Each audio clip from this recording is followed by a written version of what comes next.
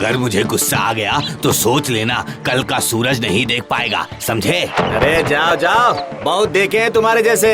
अरे मैं कल का क्या, परसों का भी सूरज देखूंगा, और अगर ज्यादा बोलोगे तो तुम अभी का सूरज भी नहीं देख पाओगे। अभी बताता हूँ। अरे आप दोनों ऐसे क्यों लड़ रहे हैं? क्या हुआ? तू बीच में से हट जा शंभू, मैं आज सबक सिखा देता हूँ ये लखन को। ऐसा ना हो कि उल्टा खुद को सबक मिल जाए मुझसे भिड़ने का। अरे भाई बस भी करो, क्यों लड़ रहे हो? इसने मुझे बुढ़ा खुसट कहा। और तुम जो रोज रोज मेरी बुराई सबसे करते हो उसका क्या? देखो आप दोनों लड़ना बंद करो और अपना अपना काम करो। अब कोई किसी को कुछ नहीं बोलेगा। इस बार तेरे कहने से इसे छोड़ रहा हूँ, दोबारा किया तो भगवान भी इसकी रक्षा नहीं कर पाएंगे। अरे पहले खुद की रक्षा तो कर लो। इतने बड़े होकर बच्चों की तरह लड़ रहे हो, हाँ? अपने अपने काम पर जाओ जाओ।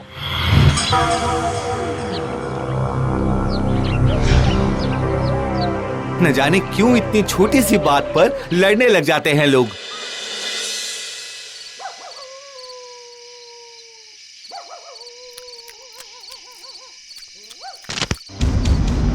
पूरा मुंह का स्वाद खराब कर दिया। क्या दाल में कंकड़ नहीं दिखा था साफ करते समय? एक कंकड़ के आने से इतना भड़क रहे हो?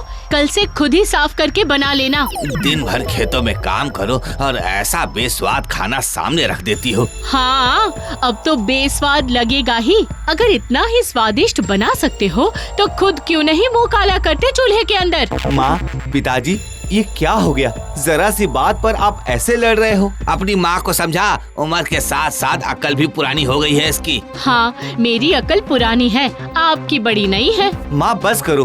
पिताजी आप मेरा खाना ले लीजिए। मुझे नहीं खाना, जा रहा हूँ मैं छगन के घर, वहीं खा लूंगा। कल से छगन के घर ही रहना, यहाँ आने की जरूरत नहीं है। बस भी करो माँ। मैं बस करूं? देखा नहीं तूने कैसे मुझे बातें सुना रहे थे? माँ, पिताजी दिन भर खेतों में काम करते हैं, दो बात गुस्से में बोल भी दिए तो आप प्यार से जवाब दे देती। बस बस, अपने बाप की ज्यादा तरफदारी मत कर, समझा? आपको तो समझाना ही बेकार है माँ। जिस किसी को भी मेरा पैसा देना है वो कल तक 25% के हिसाब से लौटा दो, वरना परसों से 50 हो जाएगा। अरे हाँ, 50 क्या 100 हो जाएगा। कोई पैसे वैसे नहीं देंगे हम। 1% से ज्यादा नहीं देंगे, समझे? मेरा पैसा लेकर मुझे ही आंखें दिखा रहे हो। मेरी बात सुनिए जमींदार बाबू, पैसे देते समय तो बात 10% की हुई थी। कैसा 10%? हम नहीं देंगे। अभी पहलवानों से सबकी हड्डी तोड़वा दूंगा। आपके पैसे आपको ब्याज के साथ मिल जाएंगे, लेकिन बात आपने 10% की थी। वो सब मैं नहीं जानता, मुझे 25% ही चाहिए। तुझको अगर जमींदार को 10% देना है तो दे, हम 1 भी रुपया नहीं देंगे। क्या कहा? नहीं दोगे? पहलवानों तोड़ दो सबकी हड्डी पसली। रुक जाओ जमींदार बाबू, आप चिंता मत कीजिए, मैं सबसे बात करता हूँ, आपके पैसे मिल जाएंगे। मैं आपको जुबान देता हूँ। कल तक का समय है शंभू, वरना अच्छा नहीं होगा। अच्छा बुरा देख लेंगे, चलो सब।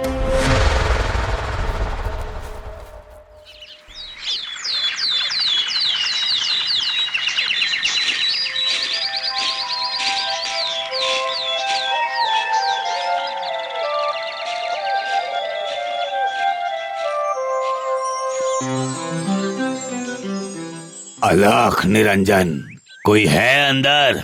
कोई प्यासे को पानी पिलाएगा? क्या चाहिए बोलो? बेटी, बहुत प्यास लगी है, थोड़ा पानी मिलेगा?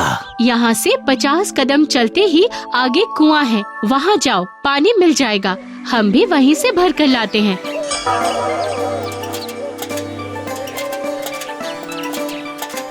बेटा, क्या थोड़ा पानी पिला दोगे? बहुत प्यास लगी है। ये रहा कुआं और उसके अंदर रस्सी से बंधी बाल्टी, निकालो और पियो। मैं अपने मटके से पानी नहीं दूंगा, मुझे ये पानी घर लेकर जाना है। मेरी पत्नी की तबीयत खराब है।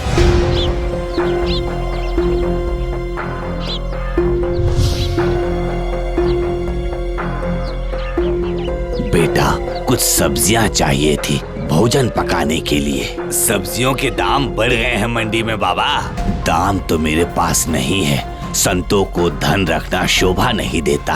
हम तो भिक्षा पर ही जीवन चलाते हैं। जाओ जाओ, कहीं और जाओ बाबा। यहाँ मुफ्त की सब्जी नहीं लगी, बहुत मेहनत करके खेती होती है और तुम्हें मुफ्त में दे दें। इस गांव के सभी लोग महापापी हैं। आज से तुम लोगों के पुण्य और पाप दोनों का भार ही तुम्हारे शरीर पर होगा। अब से तुम्हारा एक एक पाप तुम्हारे शरीर का भार बढ़ाएगा।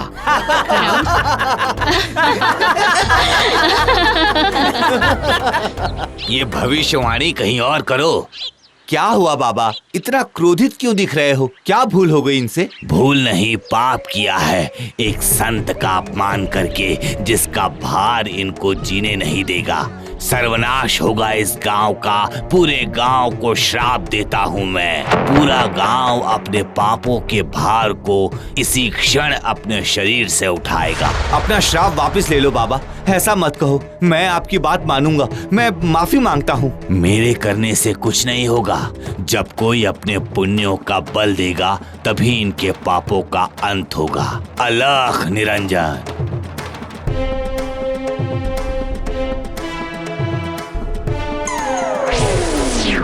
अरे ये क्या हो गया मुझे? मेरा वजन, मेरा शरीर इतना मोटा।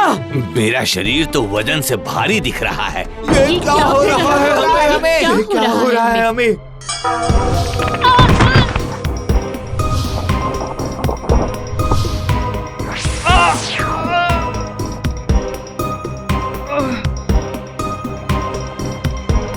शंभू, अरे शंभू,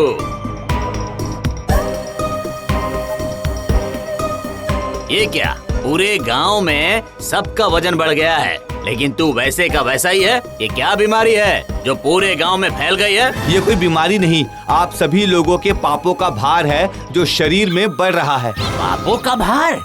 देखा जमींदार बाबू, अगर मैं आपके साथ रहकर उल्टे सीधे कामों में आपका साथ ना देता तो आज मैं भी शंभू की तरह होता, नेक और ईमानदार। चुप करो मुनीम। बेटा शंभू, ये सब पाप पुण्य मैं समझा नहीं कैसे हुआ। ये सब बाबा के श्राप के कारण हुआ है। उनका अपमान किया है इस गांव के लोगों ने। अब ये सब ठीक कैसे होगा?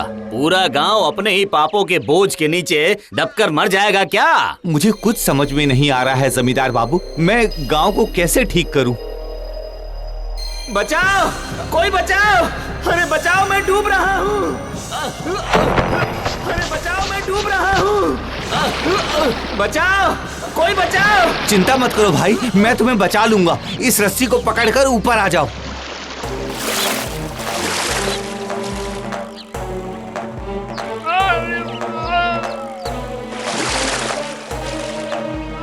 हे भगवान, इसका तो भार बहुत ज्यादा है, कैसे बचाऊं इसे? भगवान, मैंने जो भी पुण्य किया है उसके बदले तू इसको बचा ले। मैं ठीक हो गया, मैं ठीक हो गया। इसका मतलब मैं अपने अच्छे पुण्यों के बल से सबको पहले जैसा कर सकता हूँ। हाँ भाई, तुम ठीक हो गए, लेकिन याद रखो, जीवन में सदैव सबके काम आना चाहिए, सबकी मदद करनी चाहिए, कभी किसी से कठोर वाणी में बात नहीं करनी चाहिए। मैं याद रखूंगा भाई। मैं अपने पुण्य देकर इनके पापों का बोझ खत्म करना चाहता हूँ प्रभु।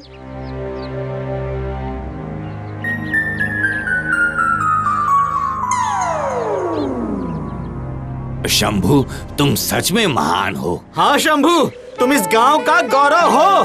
शंभू भैया जिंदाबाद! शंभू भैया जिंदाबाद! अब से आप सभी लोग वादा कीजिए, किसी को अपमान नहीं करोगे और ना ही कभी आपस में छोटी छोटी बातों पर लड़ोगे। हम वादा करते हैं। शंभू, शंभू, शंभू, हमें भी इस मुसीबत से छुटकारा दिला दे। बदले में तू जो कहेगा हम करने को तैयार हैं। तेरी हर शर्त मान लेंगे, तेरा कर्जा भी पूरा माफ। मैं अपने पुण्य देकर इनके पापों का बोझ खत्म करना चाहता हूँ प्रभु। बहुत महान हो तुम शंभू। बोलो क्या करूं मैं तुम्हारे लिए? मुझे कुछ नहीं चाहिए जमींदार बाबू, बस आपने जितने ब्याज पर पैसे दिए थे वो वापस ले लीजिए। किसी से धोखाधड़ी मत कीजिए। मैं तुम्हारी सब बात मान गया हूँ, बस मेरी भी एक बात मान लो। मुझे सिर्फ मेरे पैसे चाहिए, उसके ऊपर कोई ब्याज नहीं।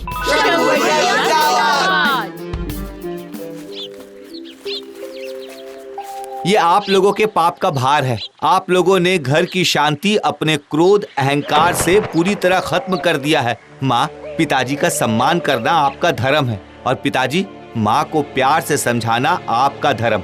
आप दोनों ने शादी एक दूसरे का जीवन भर साथ देने के लिए किया था और अब क्या होगा शंभू? यह हमारे कर्म क्या अब ऐसे ही बढ़ते रहेंगे शरीर के वजन के साथ? सब ठीक हो जाएगा पिताजी।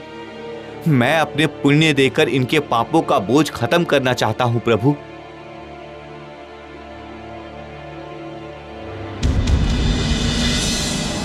सबको पुण्य बांटते बांटते अब मेरे पास कोई पुण्य नहीं बचा। कैसे आपको ठीक करूं?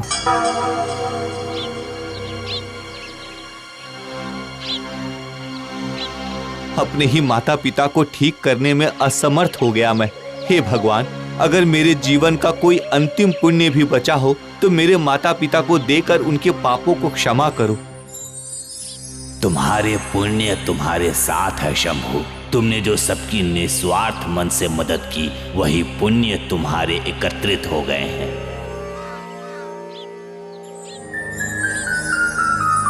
मैं अभी जाकर माँ और पिताजी को ठीक करूंगा। मैं अपने पुण्य देकर इनके पापों का बोझ खत्म करना चाहता हूँ प्रभु।